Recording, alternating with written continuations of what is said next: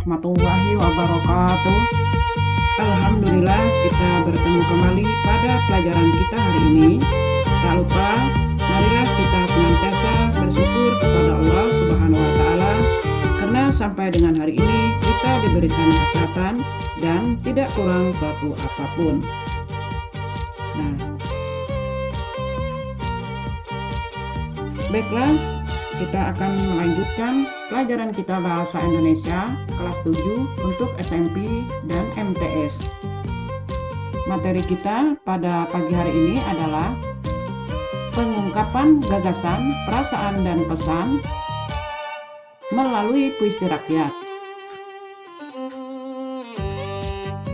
Nah, tentu kalian masih ingat dengan materi kita sebelumnya.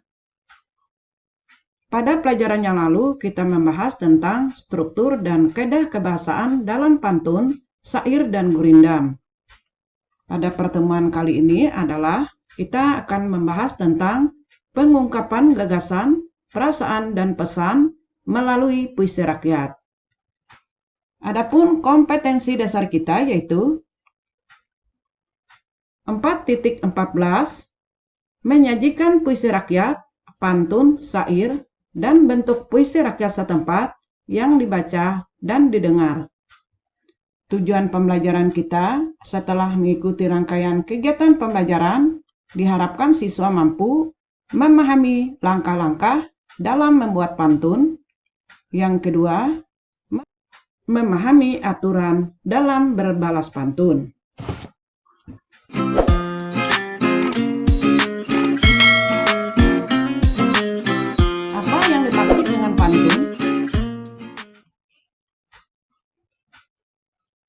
Menurut Kamus Besar Bahasa Indonesia, pantun adalah bentuk puisi Indonesia atau Melayu, di mana tiap baitnya biasanya terdiri atas 4 baris yang bersajak ABAB. Tiap larik biasanya terdiri atas 4 kata. Baris pertama dan kedua biasanya untuk tumpuan atau sampiran saja, dan barisan ketiga dan keempat merupakan isi. Penulisan pantun. Pada saat ini, pantun masih populer meskipun termasuk puisi lama. Membuat pantun tidak sulit, kamu bisa membuat pantun sendiri.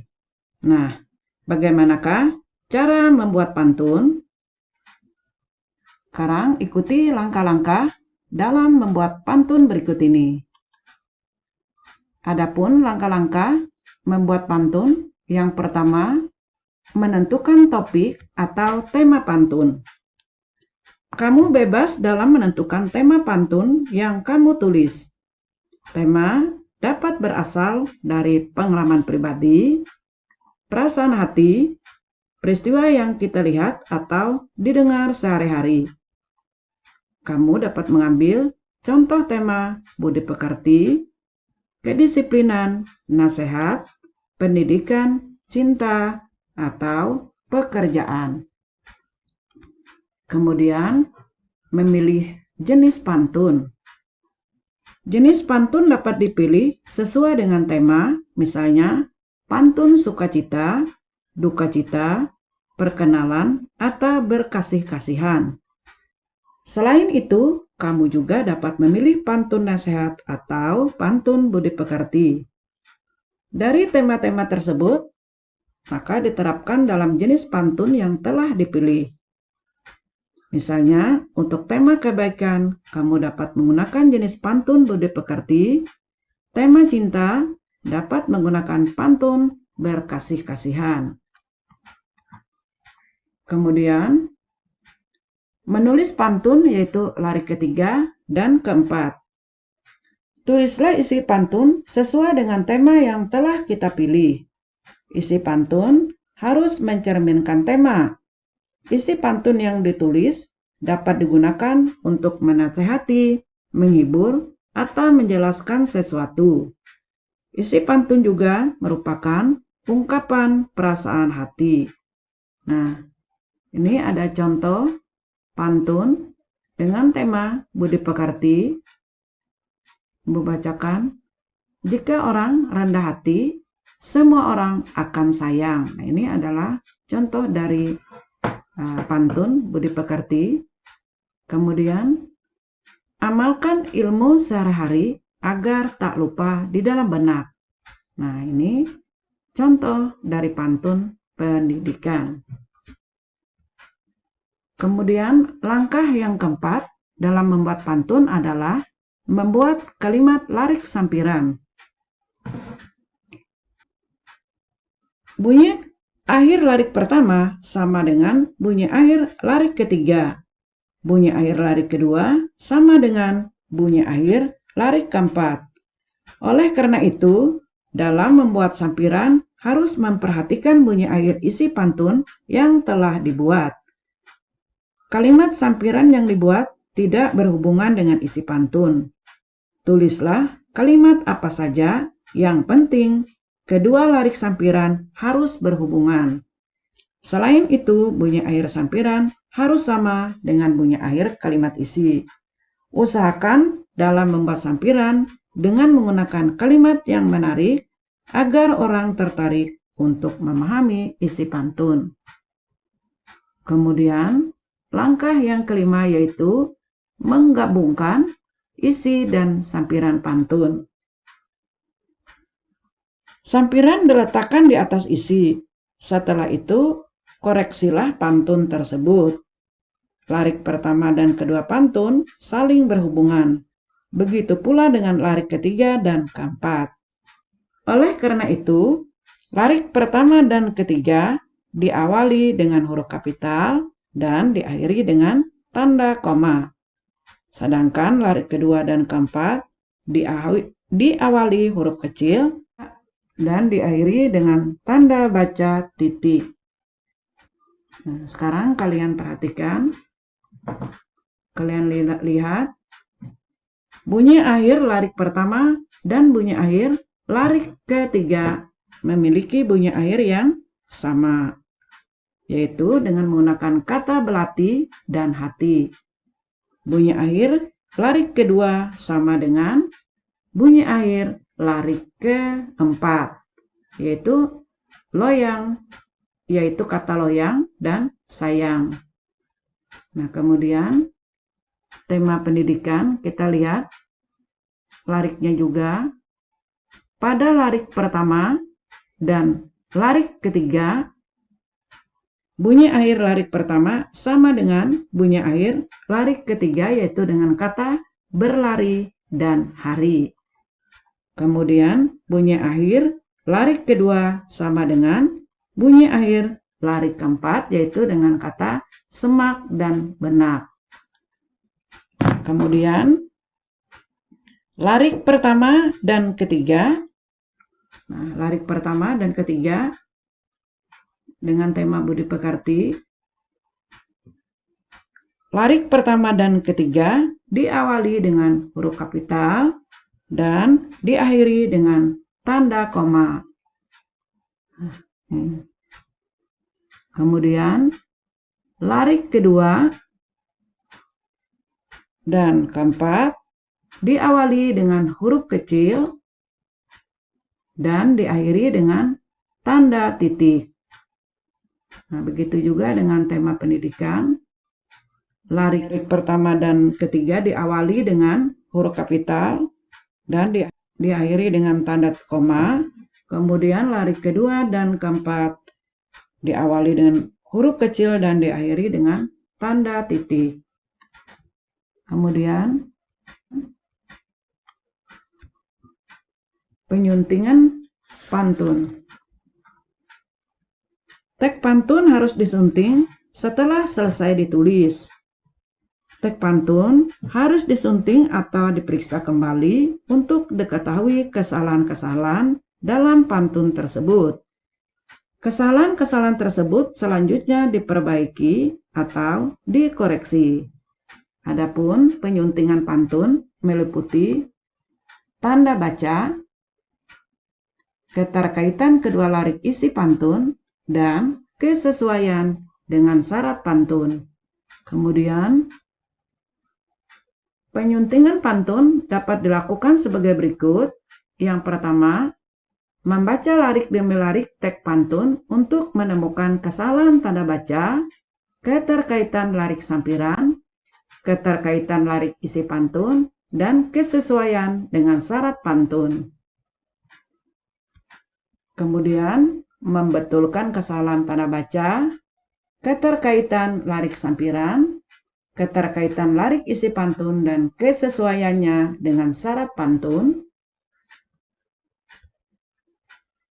Kemudian membetulkan larik dapat dilakukan dengan cara yang pertama, menambah kata, mengganti kata, mengurangi kata, dan mengubah susunan kata dalam kalimat tersebut sehingga menjadi dua larik saling berhubungan. Kemudian, langkah berikutnya adalah memeriksa keterkaitan kedua larik sampiran dan kedua larik isi. Adapun aturan yang harus dipenuhi dalam berbalas pantun adalah sebagai berikut. 1. Berisi jawaban dari pantun yang dilontarkan. Kemudian, sampiran pantun balasan dapat dibuat sendiri. Yang ketiga, isi pantun jawaban dapat mengambil salah satu isi pantun yang dilontarkan. Kemudian, kegiatan dalam berbalas pantun dapat dilakukan dengan yang pertama, permainan berbalas pantun dilakukan oleh dua kelompok. Kemudian, jumlah anggota minimal 3 orang, maksimal 5 orang. Yang ketiga, setiap kelompok terdiri atas 2 dan anggota. Keempat, kegiatan ini dipimpin oleh seorang moderator yang bertugas menengahi, mengulas, dan menyimpulkan kegiatan. Dan yang kelima, setiap sesi berbalas pantun memiliki tema. Kemudian, pantun sebagai jawaban setiap kelompok secara berkesinambungan dan bergiliran. Kemudian, struktur berbalas pantun terdiri atas pembukaan, isi atau maksud, dan penutup atau kesimpulan. Kemudian yang ke-8, peserta tidak boleh bersikap dan menggunakan kata yang kurang santun, seperti mengejek atau menghina kelompok lain. Nah, selanjutnya puisi lama. Pantun, syair, dan gurindam merupakan beberapa bentuk puisi lama. Selain pantun, syair, dan gurindam, ada beberapa jenis puisi lama, yaitu yang pertama, mantra. Mantra merupakan bentuk puisi lama asli Indonesia. Mantra merupakan bentuk puisi lama tertua yang hidup dalam sastra lisan. Keberadaannya dalam masyarakat Melayu pada mulanya bukan sebagai karya sastra, melainkan lebih banyak berkaitan dengan adat dan kepercayaan. Kemudian yang kedua, Carmina. Carmina merupakan jenis puisi lama berasal dari Indonesia. Carmina disebut juga pantun kilat karena hanya terdiri atas 2 larik. Isinya hanya dijelaskan secara sekilas. Sama halnya dengan pantun, Carmina juga berisi curahan hati. Carmina inilah yang dianggap dalam kesusastraan Jawa sebagai parikan. Kemudian talibun. Talibun merupakan jenis puisi lama yang mirip dengan pantun. Jika pantun, setiap bait terdiri atas 4 larik. Kalau talibun, 1 bait terdiri atas 6 larik atau lebih asalkan genap. Misalnya 8, 10, atau 12 larik. Talibun juga mempunyai sampiran dan isi. Jika talibun tersebut mempunyai 6 larik, larik pertama sampai ketiga merupakan sampiran. Sebaliknya, larik keempat sampai dengan keenam merupakan isi. Jika talibun mempunyai 8 larik, larik pertama sampai keempat merupakan sampiran, sebaliknya larik kelima sampai ke-8 merupakan isi. Kemudian yang keempat adalah seloka. Seloka merupakan puisi lama Indonesia yang berasal dari India. Dilihat dari bentuknya, seloka mirip dengan pantun. Seloka mirip dengan pantun karena mempunyai sampiran dan isi. Hanya saja, seloka merupakan pantun berisi bidal. Dengan kata lain, seloka adalah bidal yang diberi sampiran. Seloka terdiri atas 4 larik dalam 1 bait. Namun, ada juga seloka yang mempunyai jumlah larik lebih dari 4. Jika diperhatikan lagi dengan saksama, bentuk seloka mirip dengan syair. Seloka mirip dengan syair karena mempunyai sajak a. Namun, ada juga seloka yang punya sajak tidak teratur. Kemudian, bidal. Bidal merupakan salah satu jenis puisi asli Indonesia. Bidal merupakan kalimat singkat mengandung pengertian dalam bentuk kiasan. Bidal digunakan untuk menyatakan suatu maksud kurang pantas secara halus.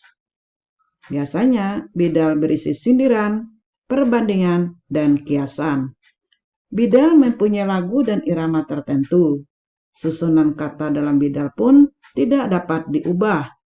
Kalau diubah, hilanglah arti dan maksud bidal sesungguhnya. Dengan melihat kenyataan tersebut, bidal dianggap puisi. Kemudian yang keenam adalah masnoi. Masnoi berasal dari Persi Arab. Masnoi adalah bentuk puisi lama berisikan pujian terhadap orang-orang besar atau perbuatan penting. Banyaknya larik setiap bait tidak tentu. Setiap larik masnoi terdiri atas 10-14 suku kata. Kemudian yang ketujuh, rubai. Rubai merupakan puisi lama berasal dari Persi Arab. Rubai bernapaskan agama atau kepercayaan. Rubai terdiri atas 4 larik, berirama AA, BA. Banyaknya suku kata tiap larik tidak tentu. Kemudian yang ke-8 adalah ghazal. Ghazal merupakan puisi lama yang terdiri atas 8 larik. Tiap larik terdiri atas 20-22 suku kata. Kemudian, kithah. Kithah juga berasal dari Persi Arab. Kithah merupakan puisi lama yang mempunyai bentuk tidak teratur. Kithah biasanya bersifat keagamaan dan memberi nasihat. Kemudian yang ke-10 adalah nazam. Najam berasal dari Persi Arab juga. Najam berisi cerita tentang hamba raja setia. Nah, demikianlah tentang pengungkapan gagasan, perasaan, dan pesan melalui puisi rakyat. Sekarang, kalian kerjakan soal berikut. Ibu bacakan, tentukan langkah-langkah dalam membuat pantun. Soal yang kedua, sebutkan jenis puisi lama. Ibu bacakan lagi soalnya. Tentukan langkah-langkah dalam membuat pantun. Kemudian sebutkan jenis dari puisi lama. Selamat bekerja, semoga sukses selalu. Nah anak-anak, mungkin ini dulu yang dapat Ibu sampaikan. Salah hilap, mohon maaf. Terima kasih atas perhatiannya. Semoga bermanfaat. Ibu akhiri. Assalamualaikum warahmatullahi wabarakatuh.